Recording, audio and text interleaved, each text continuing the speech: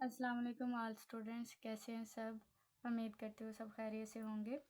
तो मुझे काफ़ी दिनों से मैसेजेस आ रहे थे कि मैम हम लोगों ने 501 की तैयारी करनी है, तो आप हमें बता दें हम क्वेश्चंस कहाँ से करें और जो है हमारा पेपर बहुत अच्छे तरीके से हो जाए।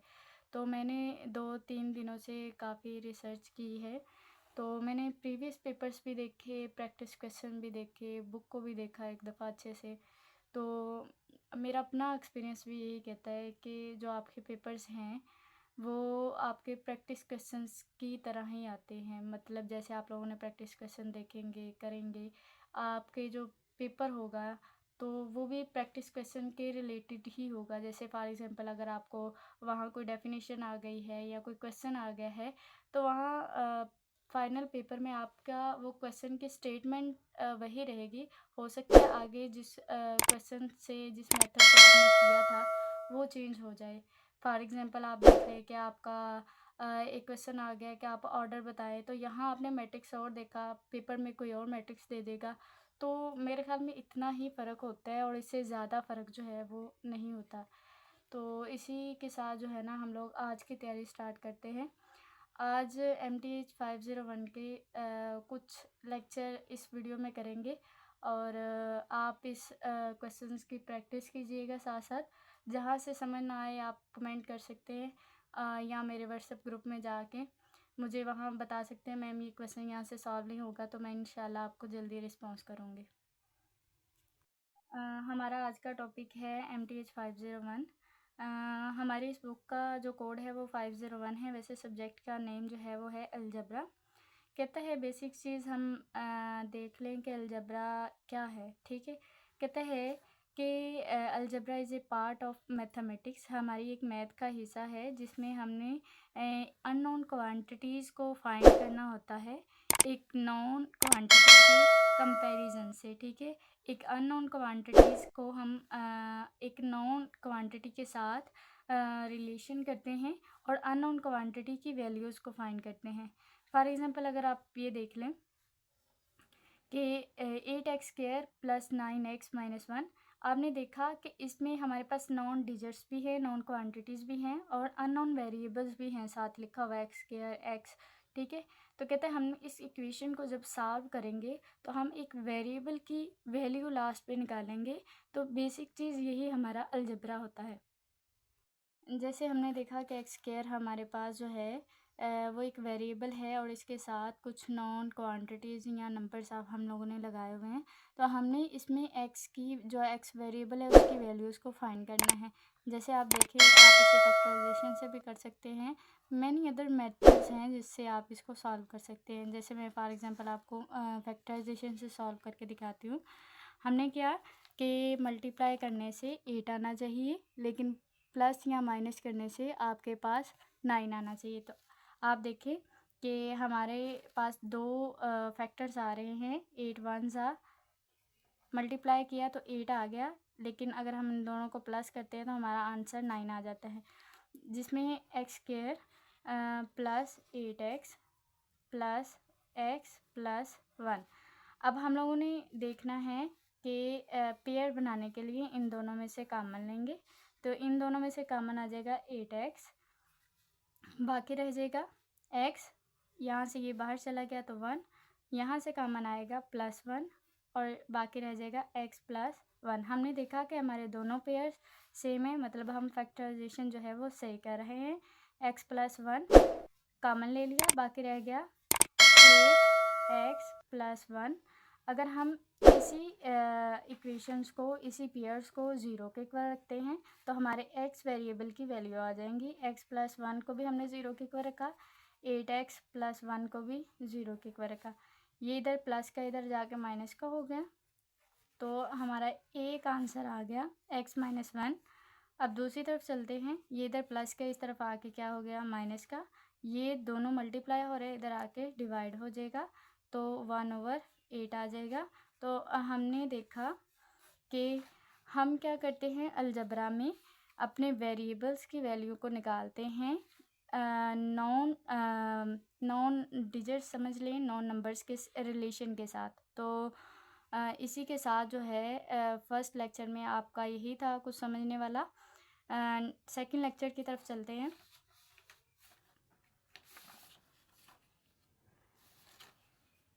सेकंड लेक्चर का फर्स्ट प्रैक्टिस क्वेश्चन था find the transpose of matrix A. आपने याद रखना है कि जब भी हम किसी मैट्रिक्स का ट्रांसपोज लेते हैं तो हम मैट्रिक्स के ऊपर डिनोट करते हैं ट्रांसपोज को टी के साथ। तो मैं ट्रांसपोज में हमने बेसिक करना होता है अपने रोज़ को कॉलम्स में चेंज करना होता है, लेकिन उससे पहले आप ये समझ लीजिए कि मैट्रिक्स क्या होता है। ठीक है, जैसे कहते हैं फॉर एग्जांपल हमने किसी भी नंबर्स को लिया, जैसे 2 3 4 5 6 7 8 9 10 या 11। कहते हैं इन नंबर्स को जब मैंने एक रेक्टेंगुलर शेप में अरेंज किया और एक स्क्वायर ब्रैकेट के अंदर इसको बंद कर दिया तो बेसिकली ये हमारे पास होता है एक मैट्रिक्स। अब इसी के साथ हमें मैट्रिक्स की तो समझ आ गई, लेकिन उससे आगे चलते हैं कि जो हमारे पास हॉरिजॉन्टल शेप में नंबर्स होते हैं वो होती हैं रोज़, और जो रेक्टेंगुलर शेप में जिसे आप समझ ले वर्टिकल्स नंबर्स होंगे वो हमारे पास होते हैं कॉलम्स। होपफुली मुझे लग रहा है कि आपको यहाँ तक समझ आ गई होगी। उससे आगे चलते हैं, हम अपने मैट्रिक्स का ट्रांसपोज कैसे लेते हैं। हमें पता चल गया कि जो हमारी इस साइड्स को हॉरिजॉन्टल लाइंस होती हैं उस पर जो नंबर्स होंगे वो हैं रोज़। तो हमने देखा है इसके अंदर 2 रोज़ हैं। अगर हम देखें वर्टिकल की तरफ तो हमारे पास 2 कॉलम्स हैं। तो हमने ट्रांसपोज के अंदर क्या करना होता है, अपनी इन्हीं रोज़ को कॉलम्स के अंदर चेंज कर देना होता है। जैसे आपने यहाँ देखा 2 और 1, आप इसे कॉलम में चेंज करेंगे तो आ जाएगा 2 और 1 वर्टिकल शेप में। ठीक है, अगर इसी हॉरिजॉन्टल में देखा 3 और 1, 3 और 1 वर्टिकल शेप में आ गया। तो ट्रांसपोज वाला कंसेप्ट मुझे लगता है सबको समझ आ गई होगी। उससे आगे चलते हैं, कहते हैं what is the order of given matrix. उससे पहले जब हमने मैट्रिक्स को समझा था तो हमने देखा था कि हॉरिजॉन्टल लाइन में जो हमारे पास नंबर्स होते हैं वो रोज़ होती हैं, जैसे 2 5 2 1 0 1 1 1। हमने देखा कि इसके अंदर 2 रोज़ हैं, ठीक है, और 1 2 3 4 कॉलम्स हैं। ठीक है, तो आपने फार्मूला याद रखना है ऑर्डर ऑफ मैट्रिक्स का कि हम पहले रोज़ को लिखते हैं और इसके बाद कॉलम्स को लिखते हैं। इससे पहले हमने समझा कि इसके अंदर 2 रोज़ हैं तो हमने लिखा 2/4। या इसे अगर आप सिंप्लीफाई समझना चाहें तो आप कह सकते हैं कि ये मैट्रिक्स हमारे पास है 2/4 का। 2 क्यों पहले कहा मैंने, 2 रोज़ हैं इसके अंदर और 4 इसके अंदर कॉलम्स है। उससे आगे क्वेश्चन में चलते हैं, कह रहा है कि आपके पास एक सिंगल कॉलम मैट्रिक्स दिया हुआ है और इसके अंदर 3 कॉलम्स वेक्टर्स को ऐड किया हुआ है। ठीक है, आपसे वो क्वेश्चन में कह रहा है कि आपको मैं एक सिंगल कॉलम मैट्रिक्स दे रहा हूँ जिसके अंदर 3 कॉलम मैट्रिक्स को मैंने ऐड किया हुआ है, आप इन्हें अलग करके बताएं। ठीक है, उससे पहले आप समझ लें कि हमारे पास जो क्वेश्चन है x² x 3x + 1 9x + ET। ठीक है, तो आप देखिए कि ये वाले क्वेश्चन के अंदर आपको एक क्वाड्रेटिक इक्वेशन नज़र आ रही होगी, जैसे x² भी है, x भी है और एक कांस्टेंट वेरिएबल भी है इसके अंदर। तो आप देखेंगे कि जब हम इनको अलग करेंगे तो हमने इन तीनों चीज़ों का ख़ास ध्यान रखना है। देखिए, आप जब इसको अलग करते हैं आप देखते हैं कि x² वाली को हमने अलग कर लिया तो हमारे पास x², दूसरे में देखिए दूसरी रो में x² नहीं है तो उसकी जगह 0 लगा लिया, तीसरी में 9x² आ जाएगा प्लस। अब आगे आ जाता है, हमने देखा x वाले हम अलग करेंगे, x आ गया फर्स्ट रो से, सेकंड रो से 3x आ जाएगा और थर्ड रो में नहीं है तो हम उसकी जगह 0 लगा लेंगे। उससे आगे चलते हैं, फर्स्ट रो में आपके पास कांस्टेंट नहीं है तो उसकी जगह आपने 0 लगाया, सेकंड रो में है तो उसकी जगह आप 1 लगाएंगे, थर्ड रो में है तो उसमें आपके पास एक कांस्टेंट वेरिएबल है जिसको आप कह रहे हैं ET। ठीक है, अब हमने क्या किया कि इन सब फर्स्ट वाले कॉलम में से x² को कॉमन ले लिया। अगर हमने इसको बाहर निकाला तो इसकी जगह 1 लिख लेंगे, इसको बाहर निकालेंगे तो इसकी जगह 9 लिख लेंगे। 0 जो है वो वैसे का वैसे ही रहेगा। 9 को इसमें से x को कॉमन लेंगे तो हमारा आ जाएगा, इधर 1 आ जाएगा, इधर 3 रह जाएगा और बाकी 0। x को बाहर कॉमन ले लिया और कांस्टेंट में हम लोगों ने कोई भी कॉमन नहीं आ रही थी चीज़ तो हमने देखा यहाँ तक कि हमने कैसे एक सिंगल कॉलम मैट्रिक्स को में से 3 मैट्रिक्स के कॉलम मैट्रिक्स को अलग किया है। उससे आगे आ जाते हैं कि हम किसी भी मैट्रिक्स का डेरिवेटिव कैसे फाइंड करते हैं। जैसे आपने क्वेश्चन में देखा होगा कि ये x आपके पास फंक्शन होता है और ये t जो है वो आपका वेरिएबल होता है, जिसके साथ आप किसी भी फंक्शन को, किसी भी मैट्रिक्स को डिफरेंशिएट करते हैं। तो आपने क्या किया कि आप इसी फंक्शन को डिफरेंशिएट करेंगे वेरिएबल t के साथ। हमने डिफरेंशिएट किया विद रिस्पेक्ट टू t, तो हमारे पास दोनों तरफ डिफरेंशिएट कर रहे हैं विद रिस्पेक्ट टू t के साथ। आपने क्या किया अच्छा, जब हम फर्स्ट टाइम डिफरेंशिएट करते हैं तो हम एक प्राइम का जो है ना सिंबल देते हैं उसके ऊपर कि हमने इसको फर्स्ट टाइम डिफरेंशिएट किया। अगर हम 2 टाइम्स करेंगे तो इसकी जगह 2 लगाएंगे, 2 प्राइम्स लगाएंगे। डिफरेंशिएट करने का एक रूल है कि हमने इसकी पावर को शुरू में लेके आना है, एक उसमें से माइनस कर देना है और इसी वेरिएबल को फिर से अलग से डिफरेंशिएट करना है और अलग से करेंगे तो इसकी जगह 1 आ जाएगा। इसी तरह हमने साइन टी को किया तो इसका डिफरेंशिएट करने से आ जाएगा कॉस टी। हमने कॉस टी लगा दिया, इसके वेरिएबल को अलग से डिफरेंशिएट किया तो इसकी जगह आ जाएगा 1। इसको हम कंसीडर नहीं करेंगे, बाद में आंसर में लिखेंगे 2t। इसमें से 1 माइनस करेंगे तो आ जाएगा 2t1, तो 1 लिखने का कोई फ़ायदा नहीं है। अब आगे आ जाते हैं कॉस टी, ठीक है, और इसकी जगह तो 1 था, इस वजह से मैंने इसे आगे नहीं लिखा। इससे आगे चलते हैं, हमारा आगे वाला जो है कह रहा है find if possible multiplicative inverse of the matrix A. कहते हैं आप मुझे मैट्रिक्स का इन्वर्स फाइंड करके दें। तो इन्वर्स का फार्मूला है कि एडजाइंट ए उसी मैट्रिक्स का लेंगे और इसी का डिटर्मिनेंट लेंगे। अब डिटर्मिनेंट लेने के लिए आपने याद रखना है कि आपने 2 मॉड लाइंस यूज़ करनी है, जिसे आप स्ट्रेट लाइन भी बोल सकते हैं। अब उसी मैट्रिक्स को लिखा 3 1 4 7। मैट्रिक्स डिटर्मिनेंट का एक मेन रूल होता है कि हमने क्रॉस मल्टीप्लाई करना होता है और दरमियान में माइनस लगाना होता है। जैसे मैंने 3 को 7 के साथ किया, 4 को 1 के साथ किया, लेकिन दरमियान में माइनस लगाया। 3 7 21 माइनस 4 1 4। अब इन दोनों को माइनस करने के बाद हमारा आंसर आता है 17। अब देखें कि आपका डिटर्मिनेंट 0 के इक्वल नहीं आ रहा, तो हम क्वेश्चन को मज़ीद सॉल्व करते हैं। अर्जेंट कैसे लेते हैं, हमने इन दोनों की जगह चेंज करनी होती है। यहाँ नज़र नहीं आ रहा, सॉरी, यहाँ देख लेते हैं। इन दोनों की जगह चेंज की तो 7 3 की जगह और 3 की जगह 7 3 की जगह चले जाएगा और 3 7 की जगह आ जाएगा। तो जो इस साइड वाले हैं इनका हमने साइन जो है वो चेंज करना है। आपने याद रखना है अर्जेंट के लिए हम इन दोनों की जगह चेंज करते हैं और इन दोनों का साइन चेंज करते हैं, ठीक है। यहाँ आप इस तरह समझ लीजिए, अगर यहाँ प्लस है तो माइनस है, माइनस में कर देंगे, अगर माइनस है तो आप इसे प्लस में कर देंगे। अब कहते हैं उसी फार्मूले के अंदर इसको वैल्यूज़ को पुट करते हैं। हमने लिखा कि हमारा अर्जेंट की मैट्रिक्स ये आया है और डिटर्मिनेंट का जो वैल्यूज़ थी वो 17 आई है। अब ये याद रखना है कि ये जो डिटर्मिनेंट आया है ये मैट्रिक्स के हर एक नंबर्स के ऊपर डिवाइड होगा, ठीक है। आप देखें 7 को 17 के ऊपर डिवाइड कर दिया, -4 को 17 के ऊपर, फिर इसी तरह -1 को भी, 3 को भी, हर एक नंबर्स के नीचे जाके इसको तकसीम करेंगे। अब अगर कटिंग हो रही होती है तो आप कटिंग कर दें, अगर आपकी कटिंग नहीं हो रही, आप इसे पॉइंट्स में लिखना चाहते हैं तो उसमें भी कोई मसला नहीं होगा। अगर आप क्वेश्चन को यहाँ तक सॉल्व करते हैं फिर भी कोई मसला नहीं होगा। अब उससे आगे आ जाते हैं find the multiplicative inverse of the given matrix. कहते हैं हमने 2/2 मैट्रिक्स का प्रीवियस जो है वो करते आ रहे हैं। अब जो इसमें मज़ीद ऐड हो जाता है वो है 3/3 मैट्रिक्स का मल्टीप्लिकेटिव इन्वर्स कैसे लेते हैं। इसका भी फार्मूला वही है कि हम अर्जेंट लेंगे और डिटर्मिनेंट लेंगे। सबसे पहले डिटर्मिनेंट को समझ लेते हैं कि डिटर्मिनेंट कैसे लेते हैं। हमने कहा कि हमने उसी मैट्रिक्स के चलें, अब हम देखते हैं कि हमने मल्टीप्लिकेटिव इन्वर्स 3/3 मैट्रिक्स का कैसे लेना है। कहता है इसका भी फार्मूला वही है, इन्वर्स अर्जेंट ओवर ए का डिटर्मिनेंट। कहता है ए का डिटर्मिनेंट कैसे लेते हैं, मॉड लाइन्स लगाई।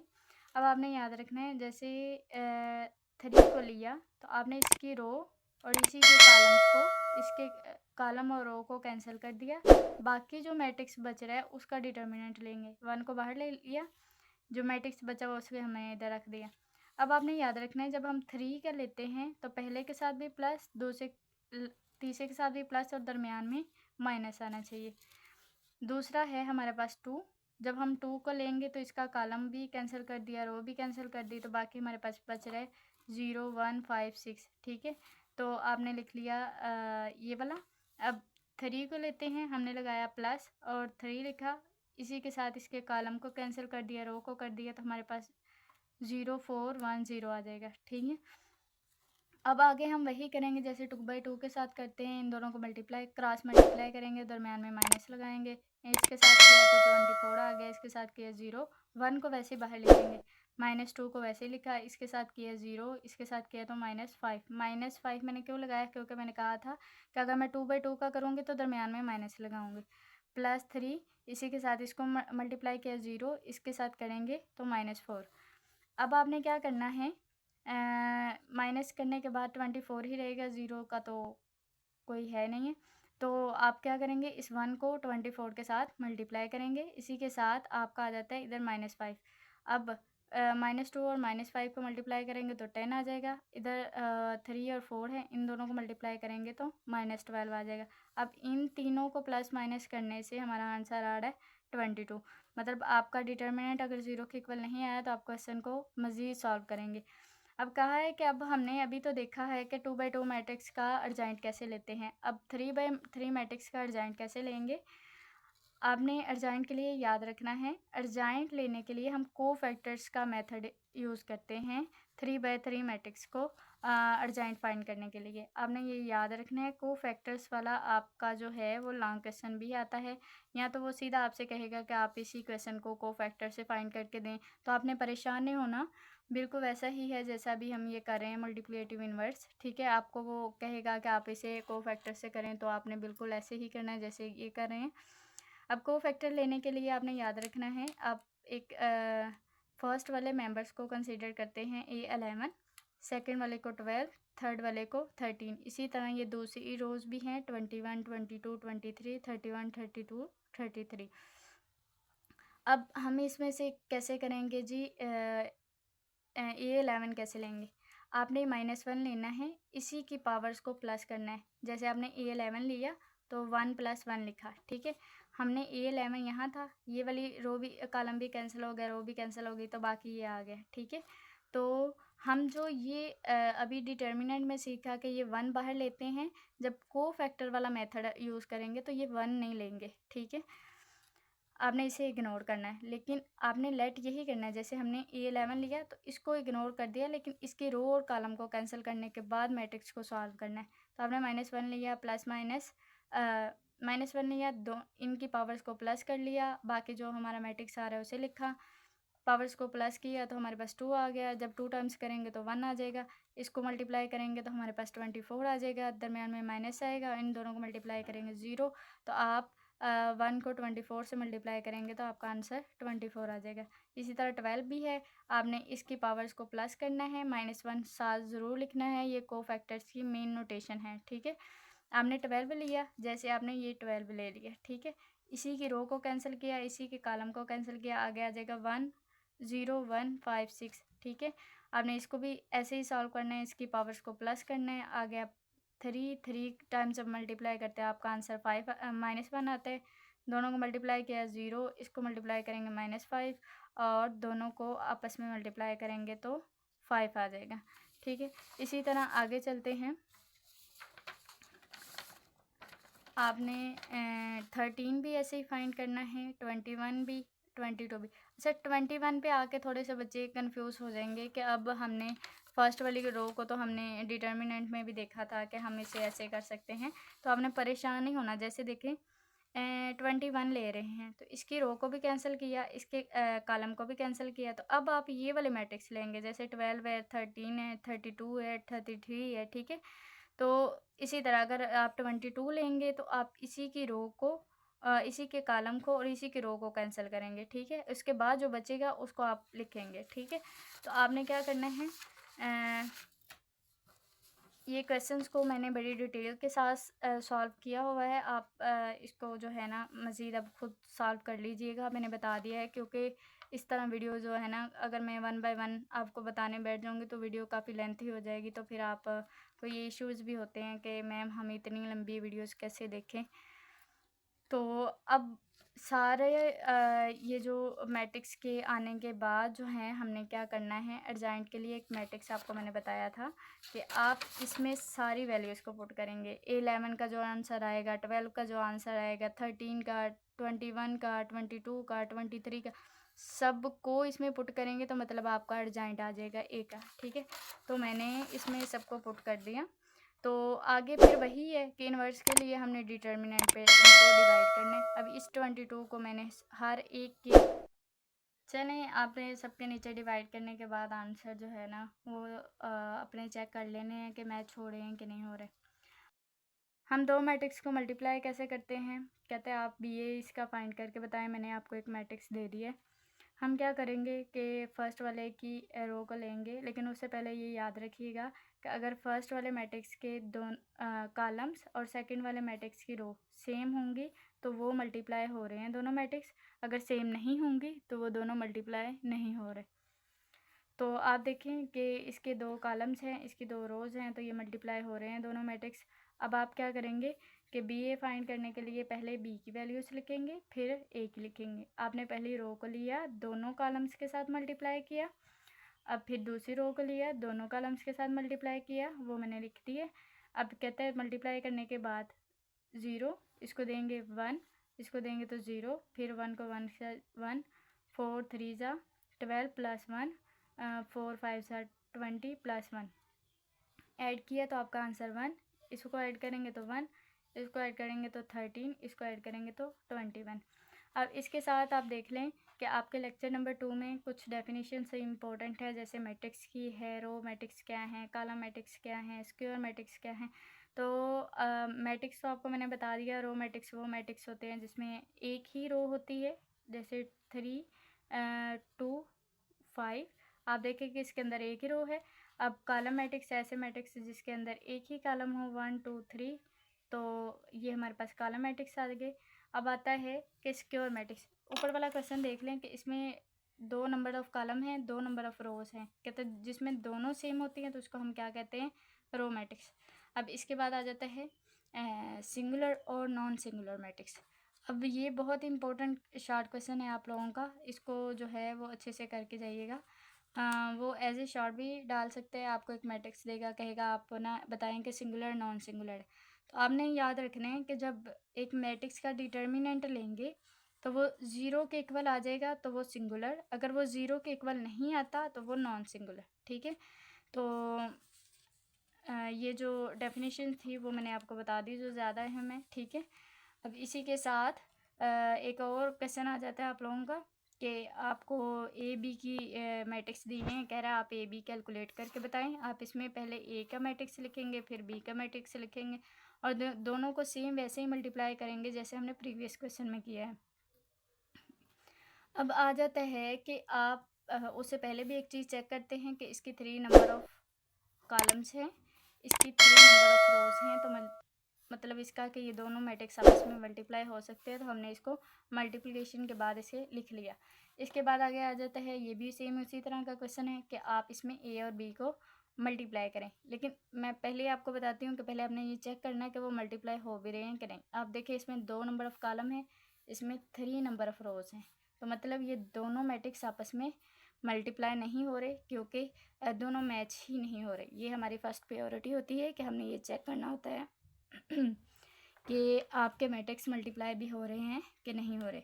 मैंने नीचे लिख दिया है कि ये पॉसिबल नहीं है। वजह इसकी ये है कि फर्स्ट मैट्रिक्स की कॉलम्स और सेकंड मैट्रिक्स की रोज जो हैं वो इक्वल नहीं हैं, तो इस वजह से हम इन्हें मल्टीप्लाई नहीं कर सकते। अब एक प्रीवियस क्वेश्चन में आपका जो हो क्वेश्चन बी रह गया था, जैसे हम लोगों ने एक क्वेश्चन किया था, इसका ए पार्ट तो हमने यहाँ सॉल्व कर दिया था, बी पार्ट जो था वो ये है। इसमें आपका नॉन सिंगुलर सिंगुलर वाला भी कंसेप्ट क्लियर हो जाएगा। आपने एक मैट्रिक्स लिया, कह रहा है इसका भी आप इन्वर्स फाइंड करके ना मुझे बताएं। तो 3/3 का मैट्रिक्स है, इसको मैंने पहले भी मज़ीद जो है ना वो डिटेल के साथ समझाया हुआ है आप लोगों को कि हम 3/3 मैट्रिक्स का इन्वर्स कैसे लेते हैं। आपने डिटर्मिनेंट लिया, सबसे पहले डिटर्मिनेंट लेने के लिए पहले फार्मूला लिख देती हूँ, जिन बच्चों को क्लियर नहीं है वो एक दफ़ा फिर देख लें। तो हमारी फार्मूले के अकॉर्डिंग पहले मैट्रिक्स का डिटर्मिनेंट ले लेते हैं। डिटर्मिनेंट लिया, हमने क्या किया कि फ़र्स्ट वाले को लिया, इसकी रो और कॉलम को कैंसिल किया, बाकी मैट्रिक्स को लिख लिया। सेकंड वाला लिया, हमने माइनस क्यों लगाया था, हमने कहा था कि पहले के साथ प्लस, दूसरे के साथ माइनस और तीसरे के साथ फिर प्लस लगाते हैं, ठीक है। तो हमने -2 लिया, इसकी कॉलम को कैंसिल कर दिया, रो को कैंसिल कर दिया, 4 5 और 6 9 आ गया। इसी के साथ 3 लिया, इसकी रो को कॉलम को कैंसिल किया, रो को कैंसिल किया, तो हमारे पास ये मैट्रिक्स बच रहा है 4 5 5 7, ठीक है। अब आपने क्या किया, इसको वैसे डिटर्मिनेंट लेंगे जैसे 2/2 का लेते हैं कि दोनों को क्रॉस मल्टीप्लाई करेंगे और दरमियान में माइनस लगाएंगे। जैसे 5 9 ज़ा 45 और 6 7 ज़ा 42 और दरमियान में माइनस आ गया। इसी तरह आप दूसरों को भी ऐसे ही सॉल्व करेंगे। अब आ जाता है कि आपके पास इन दोनों को माइनस करने के बाद आंसर आ रहा है 3, ठीक है। तो 3 को 1 से मल्टीप्लाई करेंगे तो 3 ही आ जाएगा। अब -2 है, अब इन दोनों को माइनस करने के बाद आ रहा था 6 है, और 6 को जब 2 के साथ मल्टीप्लाई करेंगे तो आ जाएगा 12। अब +3, अब इन दोनों को माइनस करेंगे तो आपका आंसर आ जाएगा 3। अब इस 3 को 3 के साथ मल्टीप्लाई करोगे तो 9। अब इन दोनों को तीनों को प्लस और माइनस किया तो मेरा आंसर आ रहा है 0, ठीक है। जिसका आंसर 0 होता है तो वो जो है मज़ीद सॉल्व नहीं करना आप लोगों ने। जिसका डिटर्मिनेंट 0 हो जाए उसको आपने मज़ीद सॉल्व नहीं करना। तो ये 0 ये भी प्रूफ कर रहा है कि आपका ये एक सिंगुलर मैट्रिक्स है, ठीक है। मैंने आपको डेफिनेशन में यही बताना चाह रही थी कि वो मैट्रिक्स जिनका डिटर्मिनेंट 0 होता है वो सिंगुलर होते हैं, जिनका डिटर्मिनेंट 0 नहीं होता वो नॉन सिंगुलर होते हैं। इसी के साथ हमारा फर्स्ट और सेकंड लेक्चर प्रैक्टिस क्वेश्चन जो हैं और जो इम्पोर्टेंट क्वेश्चंस हैं, डेफिनेशंस हैं, वो क्लियर हो गई। अगर आपको ये वीडियो अच्छी लगती है तो अच्छी लगी तो अपने फ्रेंड्स में शेयर ज़रूर कीजिएगा, मेरे चैनल को सब्सक्राइब कीजिएगा और नेक्स्ट वीडियो के लिए कमेंट ज़रूर कीजिएगा कि मैम आपने नेक्स्ट वीडियो बनाए या नहीं बनाए। मिलते हैं एक नई वीडियो में, अपना बहुत सा ख्याल रखिएगा। टेक केयर, बाय बाय, अल्लाह हाफिज़।